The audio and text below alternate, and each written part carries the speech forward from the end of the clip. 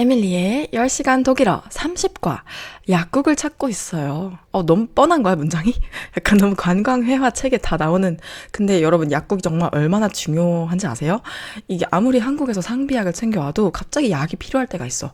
그리고 독일 약국은요, 되게 구경할 것도 많아요. 그냥 여러 가지 막 약국 화장품도 많고, 영양제도 많고. 그러니까 독일 오시면 약국 꼭 한번 가보세요. 예, 이번 과에서는요, ich suche 문장을 알려드릴 거예요. 어렵지 않죠? 뭐 그냥 평서문이고 우리 잘 하는 문장이에요.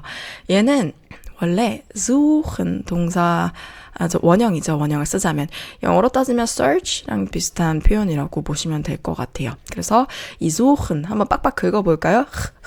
suchen, 그쵸?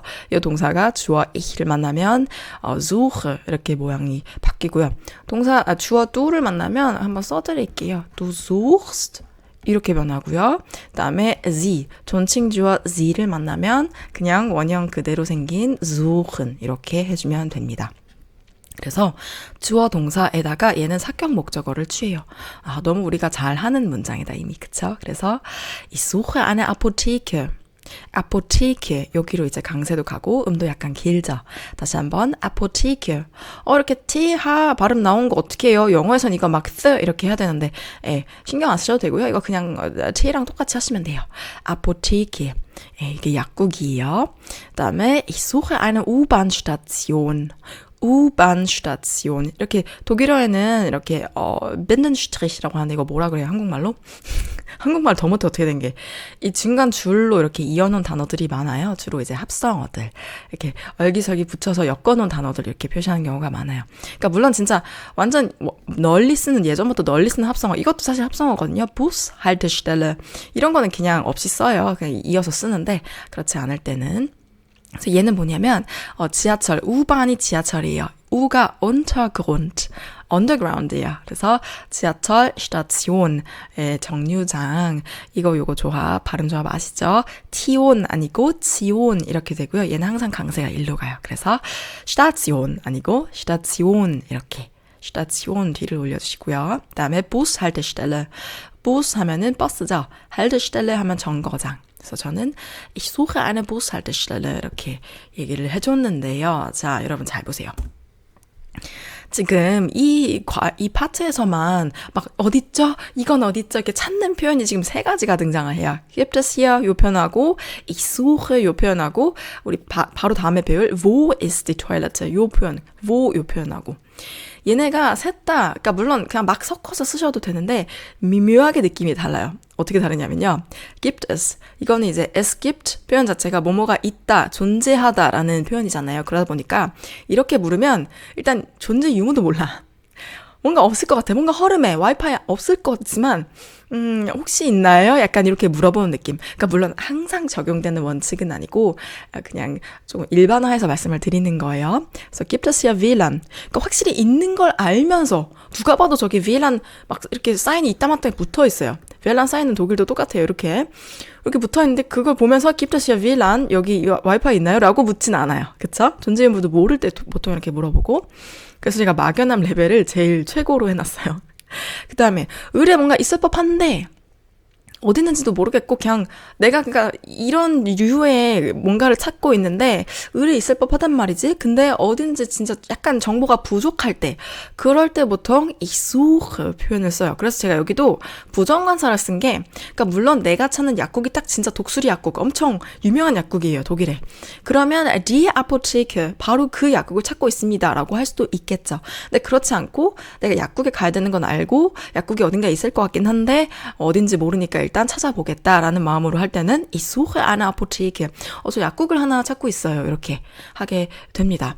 요거는요. 이 문장을 보면 또 약간 성격이 다르긴 한데 ich suche jemanden. 책에 나와요. jemanden 하면은 누군가를 이라는 사격 목적어예요. 누군가를. 저는 누군가를 찾고 있어요. 근데 요거를 요 표현으로 바꿀 수 있을까요? gibt es hier jemanden? 요 표현 호환이 될까요?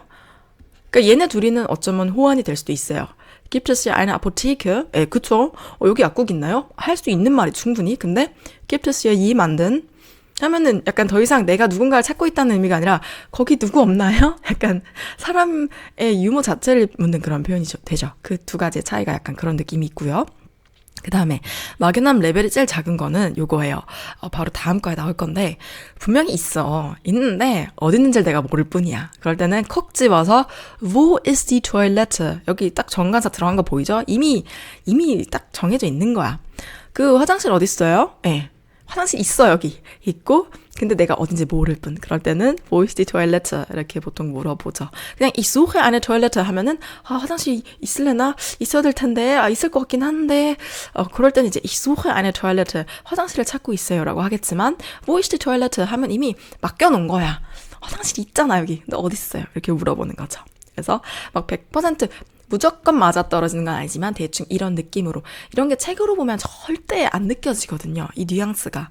그래서 여러분한테 저의 경험에 기반해서 알려드렸습니다. 자, 존칭주어 Sie 여기서 이제 본격적으로 등장을 하죠. 그동안 우리 낯은 익지만 그래서 얘는요 동사 변화형이라고 할 게 뭐 딱히 없어요. 그냥 거의 원형 비슷한 느낌. 동사 핵에다가 근데 엄밀히 따지면 동사 핵에다가 뭐 do는 st에 붙였고 존칭주어 sie는 en을 붙인다. 동사 핵에다가 이렇게 붙이고 haben 붙이고 예.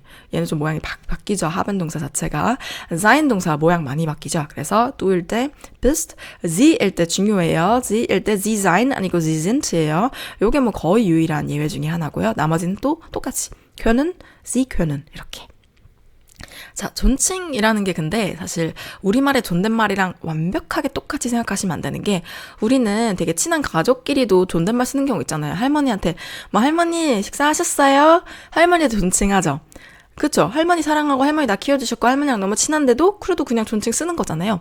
근데 독일어는 그 느낌이 아니에요. 독일어에서 독일 할머니한테 Sie라고 하잖아요. 그 할머니 되게 섭섭해해요. 할머니 되게 섭섭해 하실 거예요. 왜냐면 이 Sie는 그러니까 뭐 격식, 공식 이런 것도 다 맞지만 거리감의 차이예요.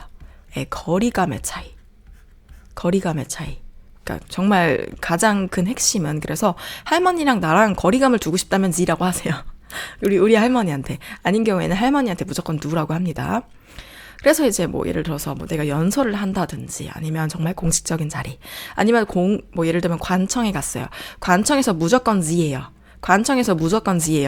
예, 관청분한테 누라고 하면 굉장히 화내실 거예요. 예, 또 그런 자리에 따라서 이렇게 쓰임새가 다르고요.